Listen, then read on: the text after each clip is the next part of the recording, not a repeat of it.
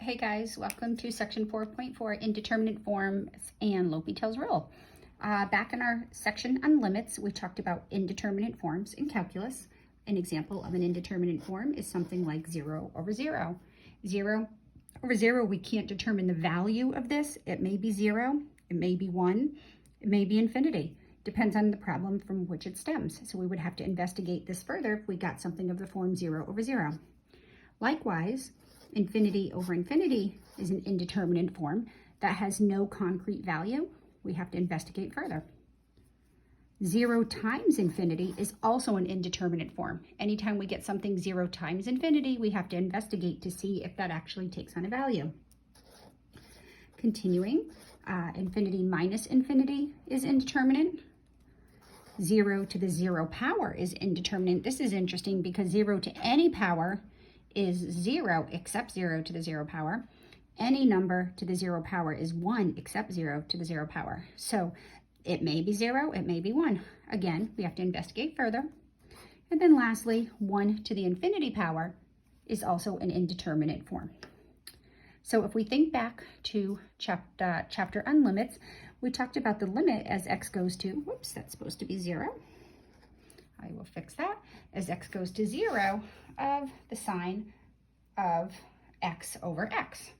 And the sine of x over x, well, if we just do direct substitution, we see when we plug in 0, we get the sine of 0 over 0, which is 0 over 0, which is an indeterminate form. So what we did is we used a table of values, we looked at the graph, and we came to the conclusion that as x gets closer and closer to 0, the expression sine of x over x from both sides gets closer and closer to 1. Let's look at the next example. Suppose we had the limit as x goes to 3 of x minus 3 over x squared minus 9. If we do direct substitution, we see we get 0 over 0. Well, that's telling us that we need to investigate further. So what we learned in our section on limits was to try to algebraically manipulate this, get this to a term, an expression that is equivalent everywhere except at the value which we're approaching. And we know that x squared minus 9 can be written as x minus 3 over x plus 3. We see that that factor cancels in the numerator, cancels with the factor in the denominator. And then we come to the conclusion that the limit as x approaches 3 of x minus 3 over x squared minus 9 is equivalent to the limit as x approaches 3 of 1 over x plus 3, because 1 over x plus 3 is equivalent to x minus 3 over x squared minus 9 everywhere except at 3. And we're not looking at what happens at 3. We're looking at how this expression behaves as we get really close to 3. Now we can do direct substitution and we get the exact value, 1/6. So the limit as x approaches 3 of x minus 3 over x squared minus 9. We can manipulate algebraically and get the exact value, 1/6. Continuing, let's look at the limit as x approaches 2 of the natural log of 3 minus x all over x minus 2. We use direct substitution. We see we get 0 over 0. And that's screaming at us that this may actually have a value. Here, there's really nothing we can do algebraically to change how this expression looks to do direct substitution. So at this point in the game, our only option would be to pop this into our calculator. Let's see if I can get a better light on that. Pop this into our calculator. So I already have it in here. Y equals the natural log of 3 minus x all over x minus 2. And you have to be careful that you get this entered into your calculator correctly. There's my graph. I'll zoom in on it. All right, so there's the graph. And I'm just going to zoom in on the point x equals 2. So right about here, x is equal to about 2 right here. So we're going to zoom in.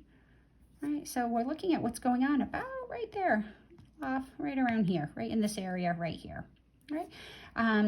This function is discontinuous at 2. We don't see that on the graph because the hole is so tiny that we can't see it, but it does look like it behaves nicely as we get closer and closer to 2. So how does it behave? So what I'm going to do is use a table of values, and I'm going to pick numbers closer and closer to 2. So I'm going to go to second calculate, and I'm going to insert a value. And I want to know, well, my favorite number close to 2, let's do 1.99. Well, 1.99, the output is negative 0.995. So I'm going to get closer. I'm going to do 1.999. We're now at negative 0.9995. So I'm already seeing what's going on here. I'm going to do 4 nines, and my output is negative 0.99995. So it seems to me as I get closer and closer to 2 from the left, my outputs get closer and closer to negative 1. I'm going to do 5 nines, and I'm at negative 0.999995. So in theory, this looks like it's getting closer and closer to negative 1. Let's try 2 from the other side. Let's try 2.1. The output at 2.1 is negative 1.05. I'm going to do 2.01. We get negative 1.005.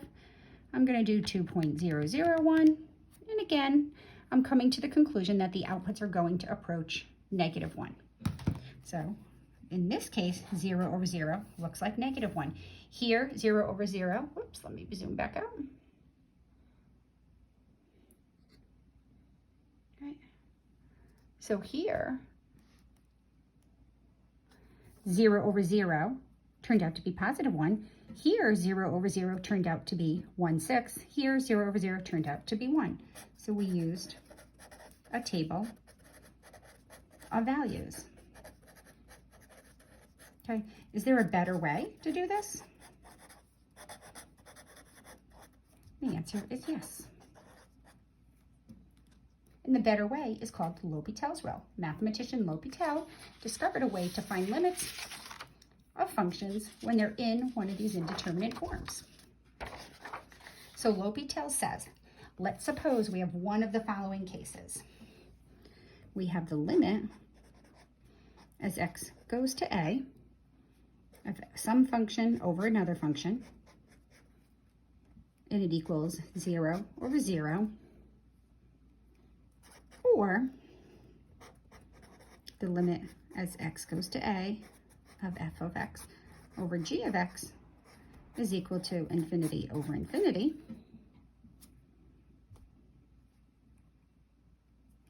Or we can do the limit as x goes to a of f of x over g of x is equal to negative infinity over positive infinity, or I'm going to do positive negative, right? I'm going to do that to sum them all up. So we either have 0 over 0 or positive negative infinity over either positive or negative infinity. When we're a, the limit as what x is approaching can either be any real number, it can be negative infinity or positive infinity. If f and g are differentiable, so the numerator function and the denominator function are differentiable, then we have this really cool result. L'Hopital came to the conclusion that the limit as x approaches a of one function over another function is equivalent to the limit as x approaches a of the derivative of the top function over the derivative of the bottom function. All right, so be really super careful here. This is not a quotient rule. This is very different than the quotient rule. This is saying if we have one function over another and we do direct substitution and we get one of these indeterminate forms, we can just take the derivative of the top on the top. We can just take the derivative of the bottom on the bottom. So let's revisit the limit as x goes to 0 of the sine of x over x. The limit of the sine of x over x, we get 0 over 0. So according to L'Hopital, the limit as x goes to 0, well, the derivative of the sine is the cosine, and the derivative of x is 1. Now when we do direct substitution, we put in 0 for x, we're going to get the cosine of 0, which is 0. Nope, sorry, cosine of 0 is 1, all over 1, and that's 1. That's the same value that we got when we used the table of values. Oops, down here I messed this up again. This should be 3. So in the next problem, when we insert 3, we get 0 over 0. So L'Hopital's rule says, you know what? As x goes to 3, we can take the derivative of the top and the derivative of the bottom. And when we now do direct substitution, we get 1/6, which is the same value we got when we did algebra to find that limit. All right, let's go back to this guy. Here we had to use a table of values for the limit as x goes to 2 of the natural log of 3 minus x over x minus 2. When we plug this in, we get the natural log of 1, which is 0 over 0. So L'Hopital's rule says that this is equivalent to the limit as x goes to 2 of the derivative of the top. The derivative of the top is 1 over what's inside times the derivative of what's inside all over the derivative of the bottom, which is just 1. So let's just clean that up a little bit. That's the limit as x goes to 2 of negative 1 over 3 minus x. Because anything over 1 is just itself. Now we do direct substitution. We get negative 1. That was a lot easier and a lot more concrete than using our table of values.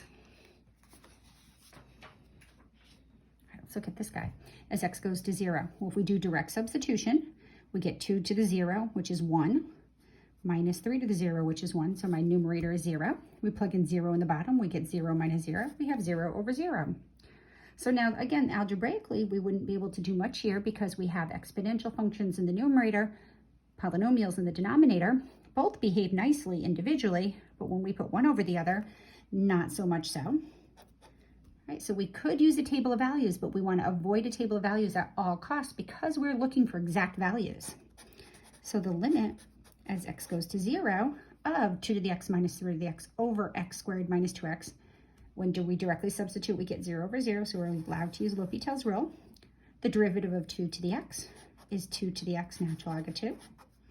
Derivative of 3 to the x, 3 to the x, natural log of 3. All over the bottom, 2x minus 2. Right.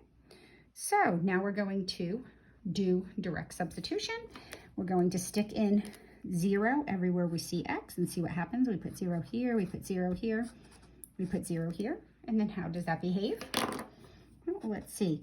The numerator is no longer 0 because 2 to the 0 is 1. So 1 times the natural log of 2 is the natural log of 2. 3 to the 0 is 1 times the natural log of 3. All over, well, 2 times 0 minus 2 is negative 2. So that would be the exact value of this limit. So just to let you know, if you look in the back of the book, if you're doing bookwork problems, they probably wouldn't leave it like this. There's a few things we can do here. First, I see this negative 2 in the denominator. I can multiply the top and the bottom by the quantity negative 1. And it just is more visually pleasing because that makes the numerator the natural log of 3 minus the natural log of 2 all over 2. So multiplying a difference by negative 1 just switches the order in which we subtract. So what that did was just changed to only one minus sign in the expression. Right, I'm now going to also rewrite this as 1/2 times the natural log of 3 minus the natural log of 2. But when we have a difference of logs, we have a property of logs. This is just the natural log of 3 over 2. Right. This original answer right here is perfectly acceptable. It is correct. It's just not as visually pleasing as this. So if you get this answer and you're doing bookwork and you look in the back of the book and this is what it looks like, you should be able to do the algebra to get from one to the other. But again, this is an acceptable answer. All right, we saw limits like this too, back in chapter 2. The limit is x goes to 6 of 1 over x minus 1/6 all over x minus 6. When we do direct substitution, 1/6 minus 1/6 is 0. We get 0 over 0. Right, so now we have to do the math. I'm going to rewrite this. Let's just keep in mind, I'll rewrite it. Let's say the limit is x goes to 6. It helps when you write 1 over x is x to the negative 1. I'm just going to leave 1/6 as it is because that's just a constant. That's going to help me take the derivative. So the derivative, 1 over x, is x to the negative 1. So we bring the negative 1 out front. Drop the power by 1. The derivative of 1/6 is 0. 1 minus 0. All right, so really, this is just the limit as x goes to 6 of negative 1 over x squared. So we could do this algebraically, but instead we're going to use L'Hopital's rule. Now when we stick in 6, we get negative 1 over 36. That is the exact value, and you are expected to give exact value quantities unless otherwise stated. If it doesn't say to round to a certain number of decimal places, then this is the expectation. All right, let's look at this guy. This is a little bit different. We have the limit as x goes to infinity of 2 minus the natural log of x over x squared plus 4. Well, as x goes to infinity, The natural log of x goes to infinity. So it's 2 minus infinity. This number, the numerator, is going to negative infinity because we're going to be subtracting bigger and bigger numbers from 2. The denominator, well, if we take bigger and bigger numbers and square them and add 4, the denominator goes to positive infinity. Well, this is another example of an indeterminate form, so we can use L'Hopital's rule. L'Hopital's rule says if we have 0 over 0 or infinity over infinity, then we can take the limit of the derivative of the top over the derivative of the bottom. And the derivative of the top is 0 minus, well, the derivative of the natural log of x is 1 over x. And the derivative of the bottom is 2x. Now, we want to clean this up before we proceed, right? So how would I do this, clean this up algebraically? Well, I'm going to multiply the top and the bottom by, I don't like fractions and fractions, so I'm going to multiply the whole top and the whole bottom by the small denominator. The limit as x goes to infinity of, it's going to be negative 1 over 2x squared. Right?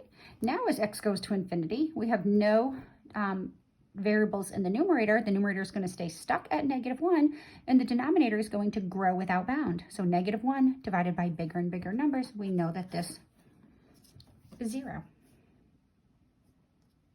There's nothing algebraically we could do here. We could get to this conclusion by using a table of values, but we could not, most likely not get to this conclusion by using a table of values because the expectation is you're going to give the exact answer, negative 136. All right, let's look at this guy. All right, this is a little bit different. Oh, no, it's not. Yeah, it is. All right, the limit is x goes to infinity of x times e to the negative x.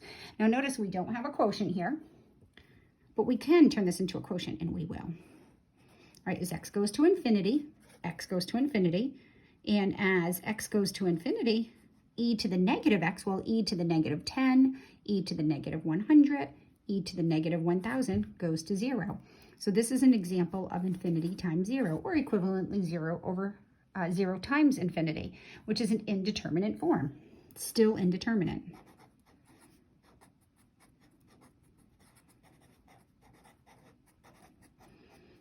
So remember, we can't use L'Hopital's rule unless it's a quotient. So notice with just a little bit of manipulation here, we can change this to the limit as x goes to infinity of x over e to the x, because e to the negative x is equivalent to e to the x in the denominator.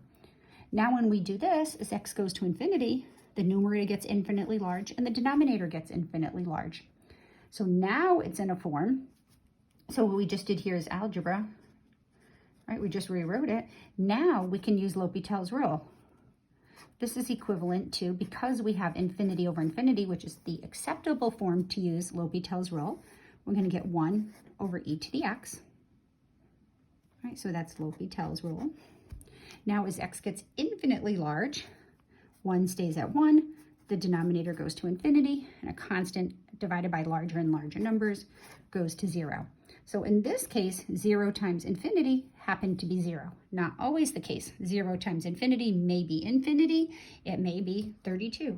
Who knows? All right, special note here. If you have the product of two functions that creates an indeterminate form, what we do is we rewrite this as a quotient. And you have two options. You can either leave the first function in the numerator, and then the denominator becomes 1 over the second function. F of x divided by 1 over g of x is equivalent to f of x times g of x. Or it might be easier to leave the second function in the numerator and put 1 over the first function in the denominator.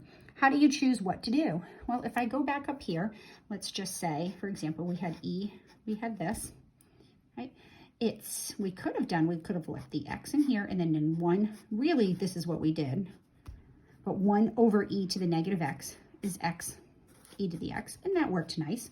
Or we could have done e to the negative x all over 1 over x, but then things get all kind of wonky here, because then we get 1 over e to the negative x all over 1 over x, and whoops, no, e to the positive 1 over x, and we got fractions and fractions, so this tended to work out nicer, so that's the one that I went with.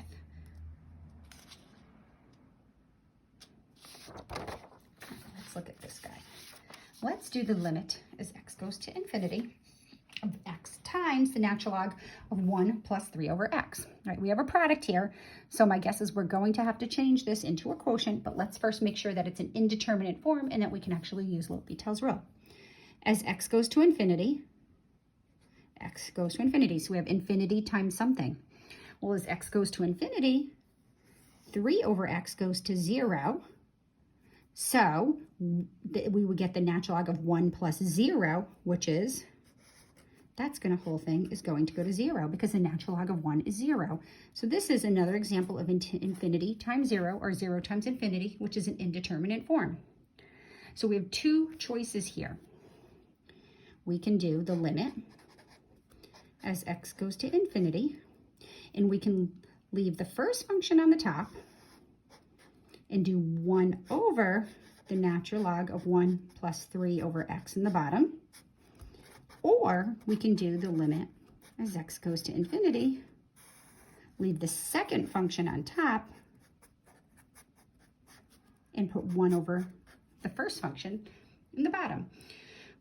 So when we look at this, we see that this one gives us the indeterminate form, infinity over, well, it's going to be 1 over 0 here because this whole thing goes to 0, so it's going to be 1 over 0, which is also infinity. This whole piece is infinity, and that's infinity, so we get infinity over infinity, so that's in fact an indeterminate form.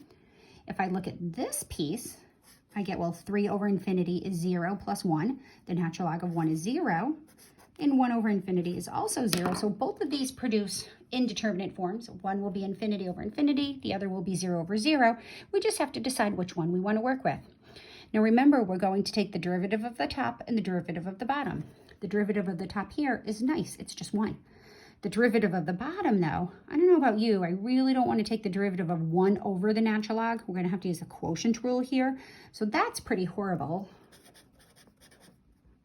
So I would choose to go with this guy. Again, if you're up for the challenge and want to do the math here, this will work. So we're going to do, this is equivalent to the limit, and we're going to take the derivative of the top and the derivative of the bottom. So this is, you have to be good at taking your derivatives. Now remember, the derivative of the natural log of anything is 1 over that anything times the derivative of what's inside.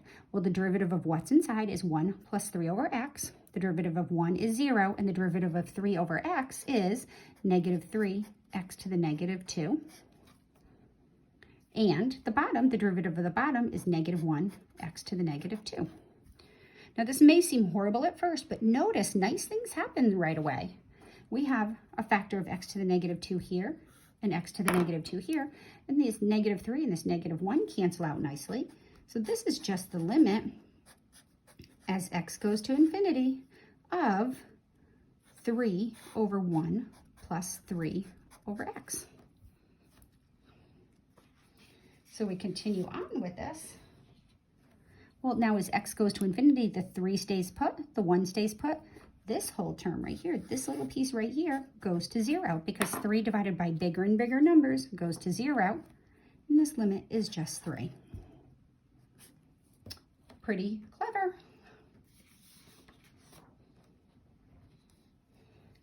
All right, let's try another one.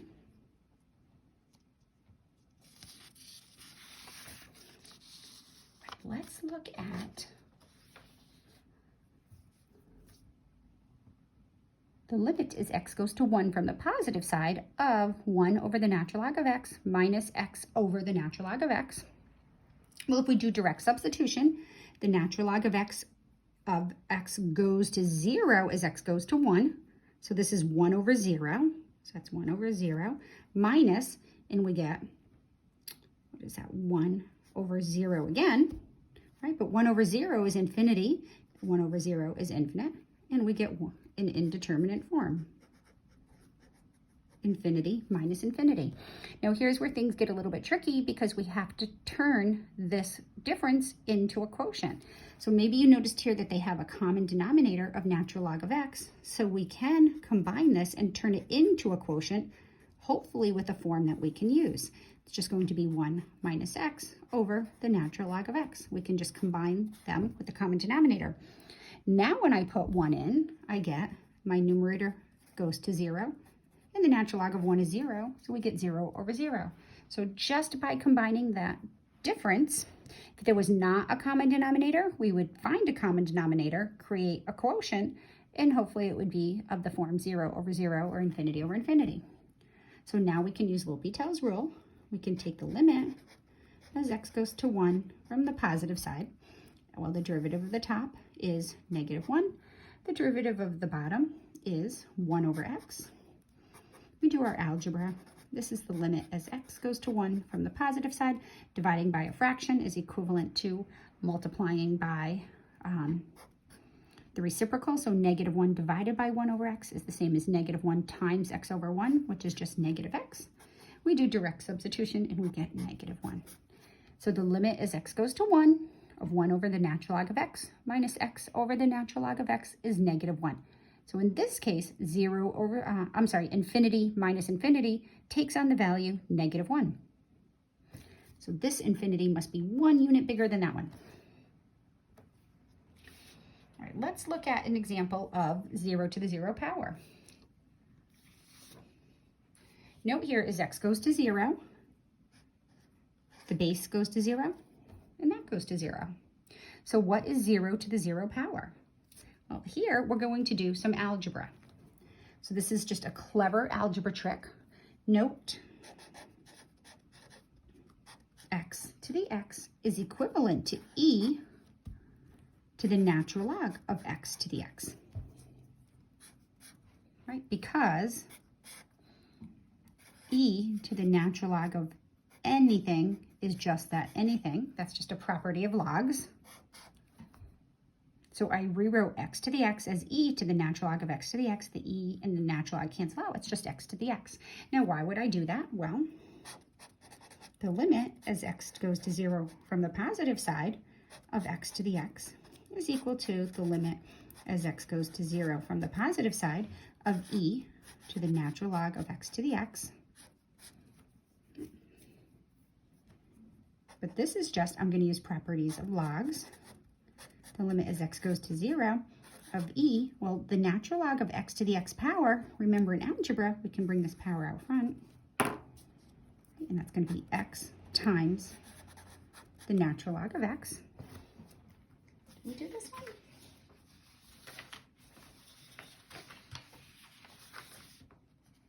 No, I didn't do that one. Right? So now we just need to find what happens as x goes to 0.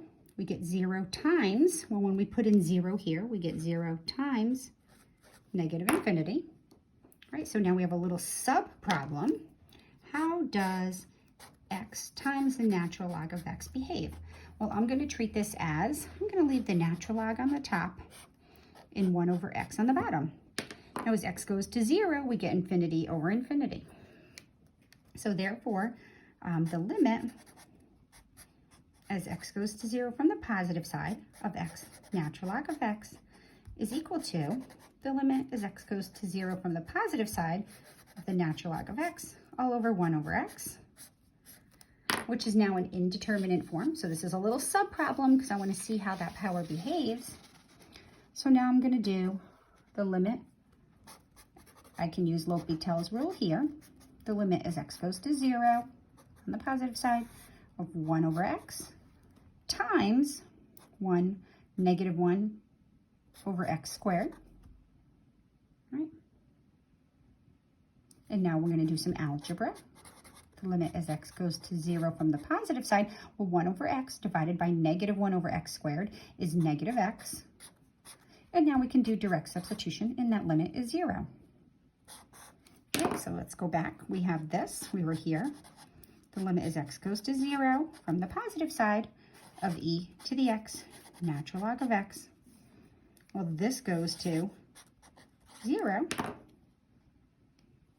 So the answer is e to the 0, which is 1. So here, 0 to the 0 in this particular problem took on the value 1.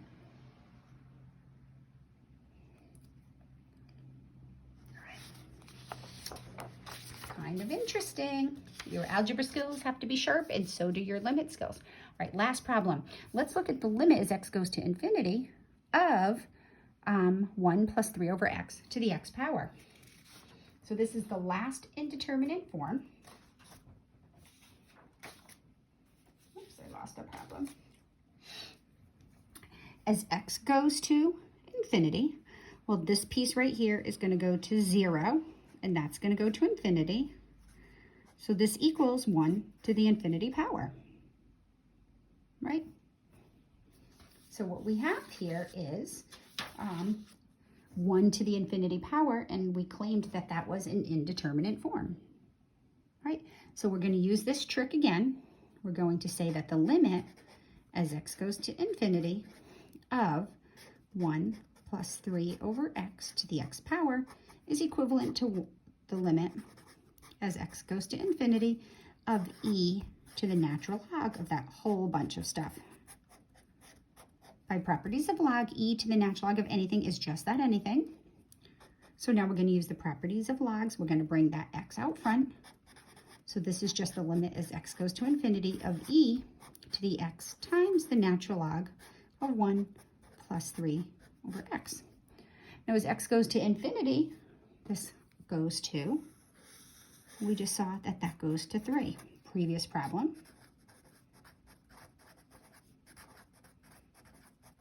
So flip back a couple pages and we saw that we just did that. So this is e cubed, which is an exact value, and that's the number that we are looking for, e cubed, not the equivalent of e cubed in your calculator, just e cubed. All right, that's it. Have fun with L'Hopital's rule. See you later.